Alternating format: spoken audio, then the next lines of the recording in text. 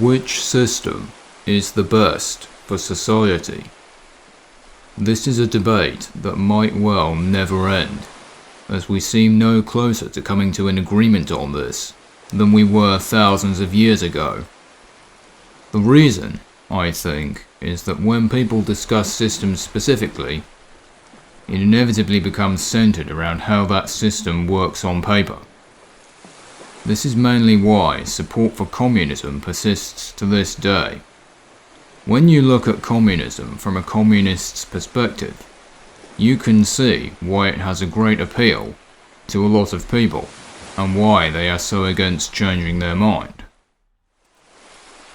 So, I'll make the case for communism right now. A communist society is one in which everyone is perfectly equal, as nothing exists that could serve as a divider between people, such as money. If someone has more money than someone else, they have more power than them, so it can't be allowed. Instead, everyone is given access to the exact same amount of resources, and these resources are allocated based on a simple calculation, from each according to their ability, to each according to their need. As everyone will produce a different amount of resources, some people will produce a lot, others won't produce any. This would normally lead to inequality, so these resources need to be forcibly redistributed in order for communism to work. Now, forcibly is a rather strong word, because of course, in a communist society, the high contributors will in fact want to share their resources with the low contributors, as they understand that a society where everyone is equal is beneficial to everyone, and they will be more than happy to work hard to keep it going.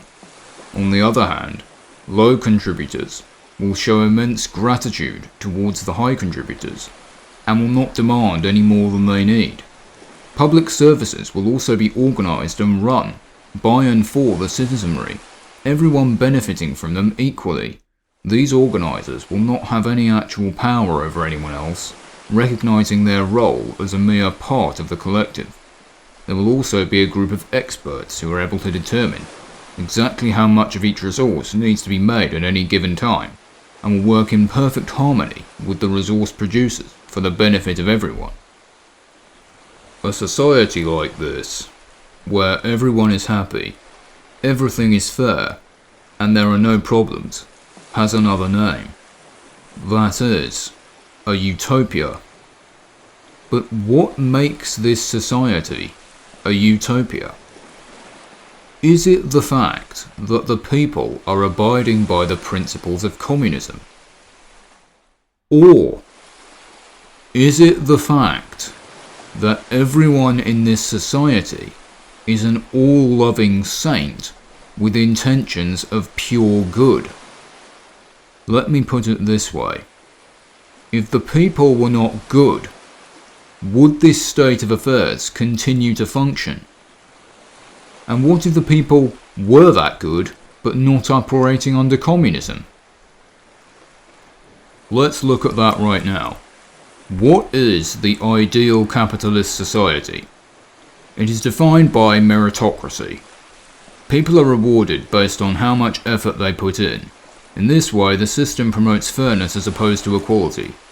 This reward is made manifest in the form of money. People are completely free to spend their money any way they want, acquiring property that will enrich their lives in unique ways.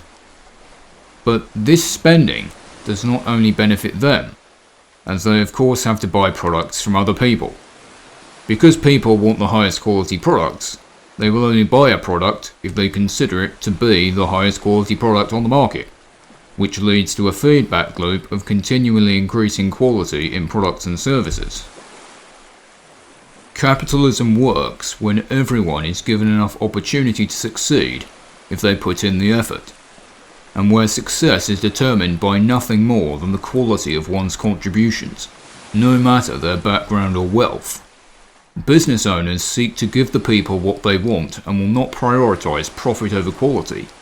Labourers will not complain about their position as they recognise the value of their contributions, and that they could climb the ladder if they really wanted to.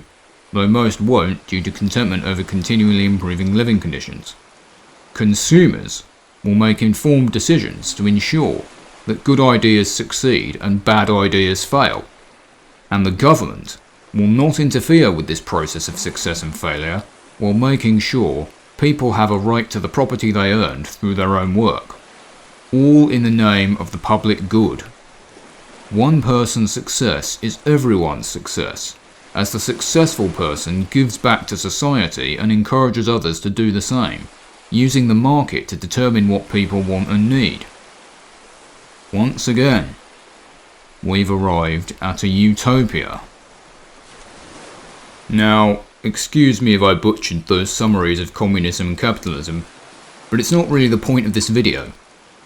No matter how you say society is supposed to work in your system of choice, the fact of the matter is that while describing it on paper, you are doing nothing more than playing with dolls. The people in these scenarios aren't people at all. They are characters you invent that possess the exact personalities and beliefs necessary to make your point.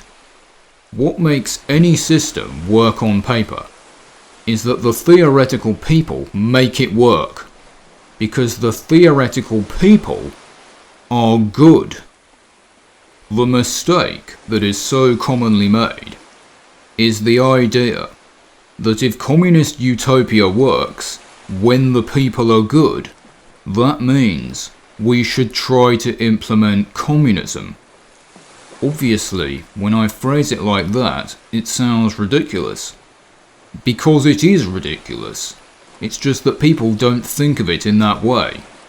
A utopia that works because the people are good is not a communist utopia. It is a utopia with communism. What makes it a utopia is the fact that people are good. Therefore, what we should actually focus on is making people more good. This is why I personally am not interested in discussing systems. Now, I'm quite invested in politics, so that might seem strange, but it's because I see the whole thing as putting the cart before the horse. No system is immune to corruption. If the people are not good, no system can work. On the other hand, if the people are all good, they can make any system work. If your solution to the world's problems is to simply replace one system with another, you will fail to change anything. Similarly, there is no point blaming the world's problems on the current system when it is the humans operating that system that cause it to fail. In conclusion, I do not believe that the foundation of political discussion is based in economics. I believe it to be based in philosophy and ethics. To create a good society, we have to do 4 things. We must identify what is good, identify what is evil, encourage people to do good, and discourage them from doing evil. This is a strictly philosophical and ethical discussion, and the fact that things are hardly being approached from this angle in modern times should tell you everything about the value of the current political discourse. One thing you do see a lot is a presupposition made by left-wingers that people are inherently good, and therefore there's no issue with communism, because people will adhere to their inherent goodness under a communist system. Of course, this is completely ridiculous and is contradicted by their own critique of capitalism.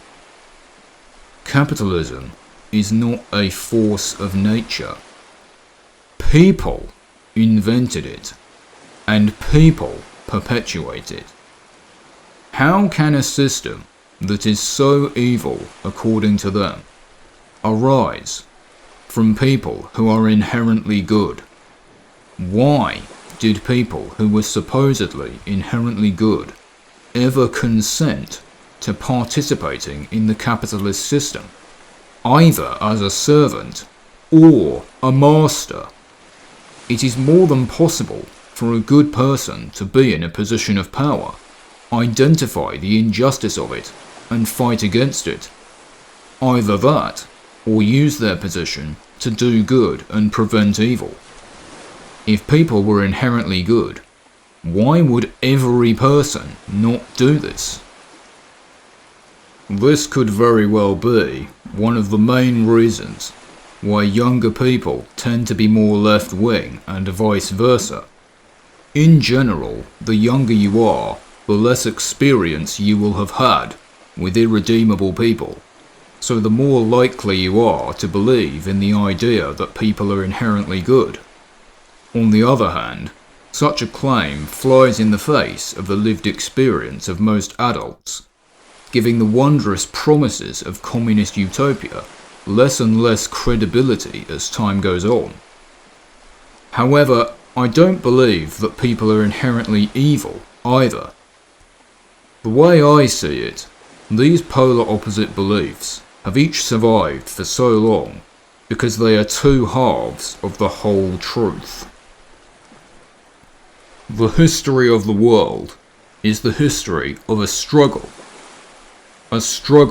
between good and evil, light and darkness, order and chaos.